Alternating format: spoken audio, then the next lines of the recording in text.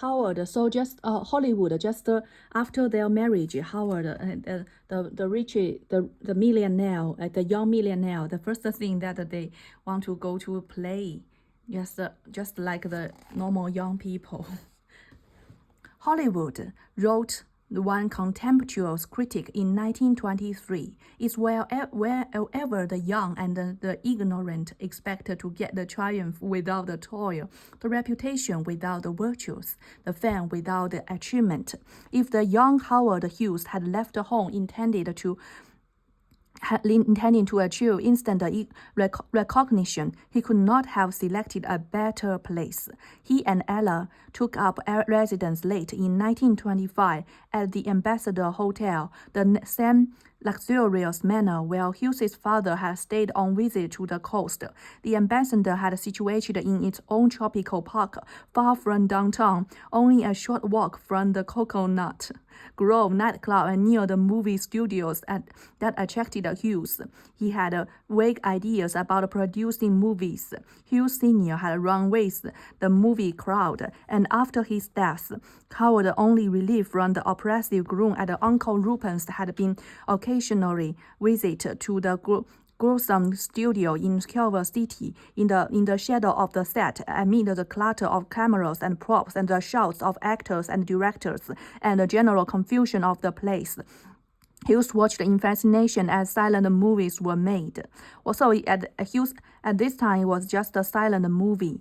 For his first film venture, Hughes teamed up with Rutherford Graves, an actor with Hughes Sr. had once placed on the tour company's payroll. Graves had acquired a story called Swell Hogan that he was convinced would make a great movie. Hughes invested about $60,000 and left Graves do the rest.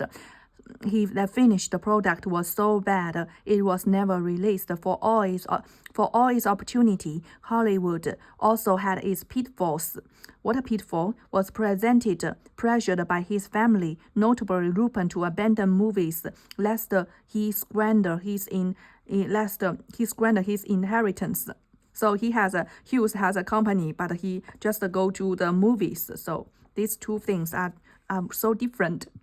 Their opposition made him all the more determined to succeed. Someone opposite to you, but Howard has a very strong personality. He made him all the more determined to succeed. On his next try, Hughes was more fortunate. Director was Marshall Neilan, an old friend of Hughes Jr. and Sr. and the film, a comedy called Everybody's Acting, was not only well received by critics, but made a modest profit. So Hollywood is to make a profit, modest profit, not for anyone else. So if you watch too much movies, be careful. Well, California began to seem more permanent. Hughes and Ella moved out of the Ambassador and into a spacious Spanish-style house at 211 Million Road, and the back of the house looked out across the fairway in the Wilshire Country Club, where Hughes played golf. Eventually bought it for first leasing and then bought it. As further evidence of his desire to stay in California, he amended the charter of a tour company subsidiary. So they are quite happy to live here. To oversee Hollywood's operations, picked Noel as former accountant. So they are always good people, that are competent people that Hughes can hire and make him success. And what he have to do is just to meet the right person and invest the money. Notwithstanding the success of Everyday's Acting, nobody took Hughes seriously as a movie maker except Hughes himself. Okay, so he is quite proud of himself. To most, he was an amateur destined to be devoured by the charlatan and hucksters of Hollywood. Yet the 21-year-old Texas millionaire continued to confront them. In the fall of 1926, he had another success. Louis Milestone, an iron-willed and talented Russian-born director, had broken bitterly with the Warner Brothers and refused to report for work. When the studio sued, seeking in damages, Miles moved to escape both his contract and the judgment by submitting to the Klan and then filing for bankruptcy. Inevitably, no other studio would hire him. So this person is just the director, talented Russian-born director. He is very Louis Milestone. He is a very strong personality. He can take a risk to get no one else to just fire his boss. And so just I think this kind of person is quite will be liked by Howard Hughes, because he is also a very revert person. Interest in California, Los Angeles, because he has money here. Costing $500,000, it was a grand departure from Hughes' earlier low-budget films, and a spectacular box office success had made stars of the two leading men. Louis Hill, and later more popular for his movie and television role, and launched. Never want to think small. As Howard had in mind nothing less than an epic, a movie that would celebrate on a grand. So what Hughes wants is just to make an epic, not a regular professional people who can just get a job for a good so reputation. So if you have talent, be brave. Someone will hire you. Did just that, he began shooting the indoor scenes at the Metropolitan Studio at Roman Street and Avenue in Hollywood, and within 2 months had completed them. If the silent era had one great advantage for producers, it was that retakes were never acquired for flopped lines, was then moved to the face of Hell Angels. He relished above all filming the aerial sequences. So now that comes from the flight. For this, Hughes assembled props and manpower on a scale that impressed even Hollywood. So I just think even filming for making movies, you have a challenge, just like aerial sequences, and you want more plans to film. You just conquer it to go to the top, and you might open up a new field for yourself. As Hughes watched the classic plane soaring in the blue Californian sky, he could not resist the temptation to take one up himself. Against the advice of other pilots, he went for a little hop in Thomas Moore Scout, so his life is too precious. As Hughes Air Force grew, he moved operations to a more spacious location in Sun Valley and continued to shoot through the summer of 1928, sparing no expense. Hells Angels served almost as a hiring hall for cameramen who were forever running into fellow technicians on Hollywood Boulevard during movie land depression. Good marriage, if it had never been a good marriage, was too much of a loner to share life with another person. Besides that, he had made a miserable existence with. I think it's quite because Eva is a popular queen, and Hugh must be very good at social, and all she's good at is getting social. But Hughes is quite a determined person. All his strengths comes from his inner strengths. So they are very, very different people, and they won't like each other. He spent all his life with movie people, but refused to allow her to socialize with them. I don't think Hollywood thought, because he just knows that a woman like this have nothing special, right? And she just want to the special movie makers. It was a generous gift, but Hughes' act had more to do with his own sentimental feelings, with concern to Annette. Within a few months, when he rewrote his will, he excluded her and all his mother's relatives from his estate. Since he had cut his father's side out in 1920, that meant that Hughes had no plans to leave any of his fortunes to relatives. Instead, he wanted the bulk of it to go to medical research. Wow, that is so kind person. No copy of it, so he loved humankind. no copy of this second will have survived. I just think if I were him, I would do that, because since his family or every people here is so rich, why should I give them money to them? Why not give the poor? No, poor is nothing. They're poor must for a reason. Just give medical research, that's for humankind. Where with Ella alone, who pursued his true lover, with all Ella gone, true lover, the concluding scenes of Ella's game, and he found the clouds he wanted to as a backdrop for aerial dogfight involving some 40 airplanes that would make the film a masterpiece of action cinema. As Hughes prepared to film the bomber scene, his pilot urged him to abandon his plan for the plane to actually spin. They thought it was too dangerous, but he insisted that the plane had to spin. Okay, just like a boy.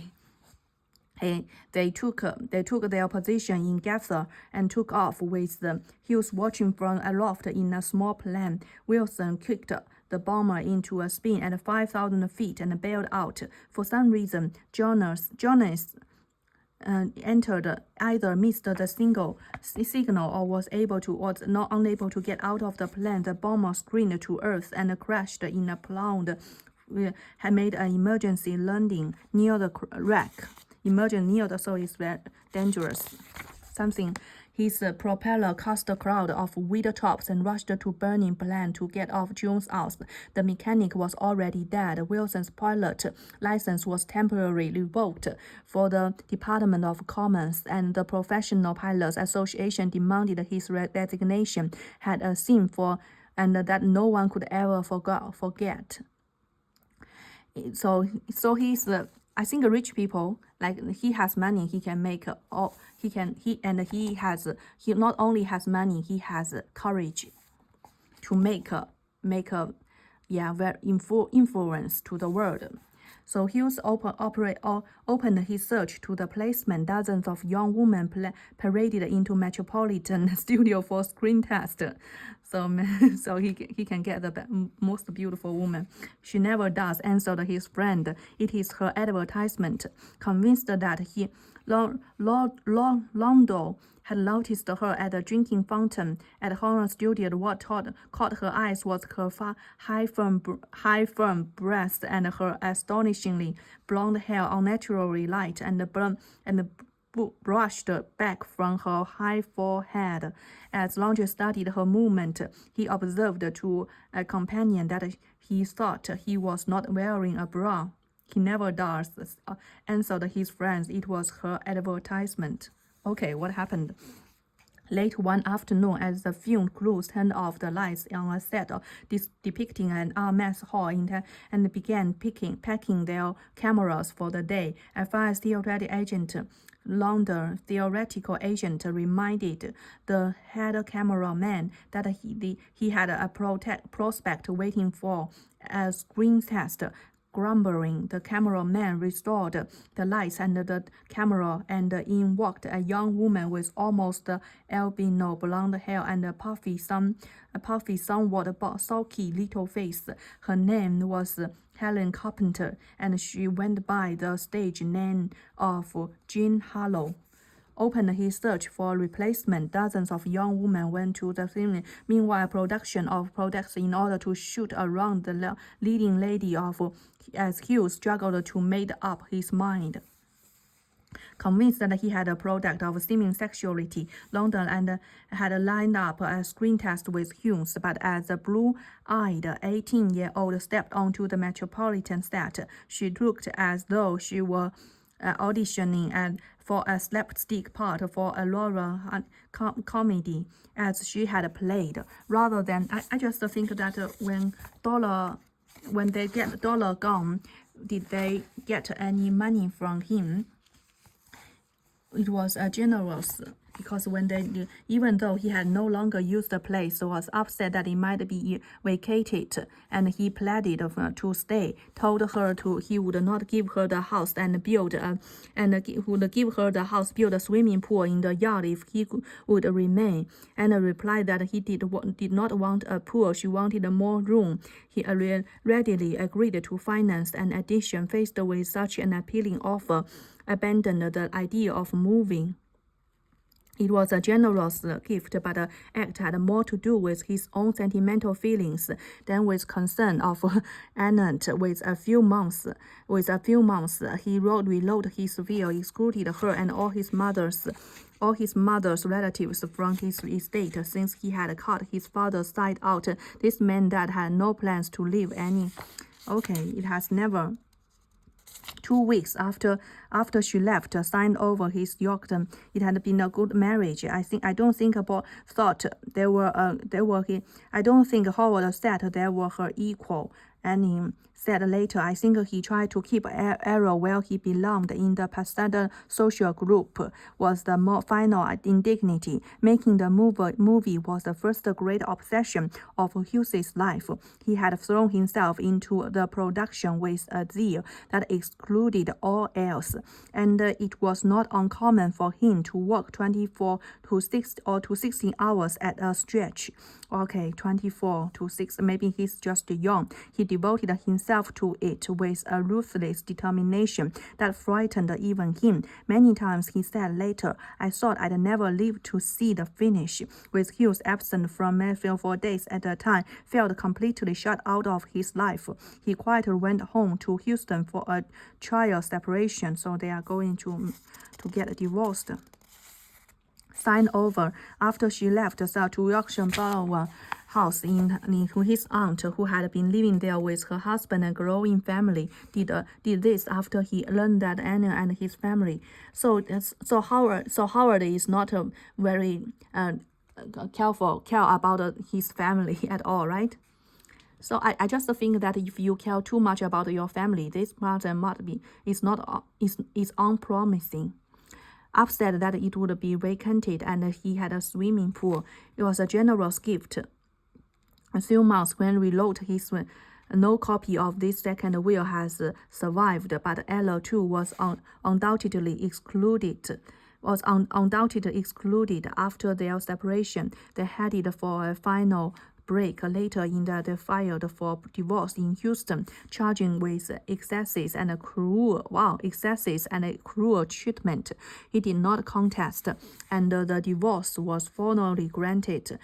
Pursued his true love. So it didn't mention that Ella took any money from him, right? As it turned out, and John Harlow, with her slightly lazy sexual aggression, was just right for the part. With such seductive lines as memorable, did you mind if I slip into something more comfortable? Her career as a Hollywood sex goddess. So this is very, very, debut, transforming to the world. Was completed early in 1930s, was gossiping, scoffing, laughing up its sleeve. As one observer put it, it had become the movie colony's favorite joke. Million feet of film shot for a 15,000-foot movie. People chuckled about the meeting old man who was thought to be the only living person who could remember when Angel was studied. The cost was no joke. Wow, so much, making it most extravagant piece of filmmaking ever taken. So the too much cost, does it mean the failure of the movie, or just a success of the movie? I don't know. Promoted the movie only on an equally extravagant scale. Cost, I think Howard has less than 1 million. How he can cost so much? Unbelievable. Showing for the first time the flair for public relations that could characterize him for the rest of his life. For the California opening, airplanes bust Glusman's theater at its premiere. Angels, Hells Angels dazzled audience and critics alike. It was, as one later put it, dramatically commonplace, clumsily strung together without clear authorship, but the aerial photography is superb, and the scenes with John Harlow are startlingly from another much better picture. Those big two ingredients alone combined to make Hell's Angels a box office smash. It also launched the Hughes legend as a story, so he has become famous just because they spend so much money. But how can be 3 million money in feet of film shot for a 15,000 movie? People chuckled about the meeting. I just think she didn't have the money, right? Even Hollywood insiders were enthralled. The British producer wanted to borrow Louis Winnian, the star of Two Steel, who was still under contract to Hughes for 3 days of shooting on a film he was producing. So this is a confirmation of the actress that Howard liked.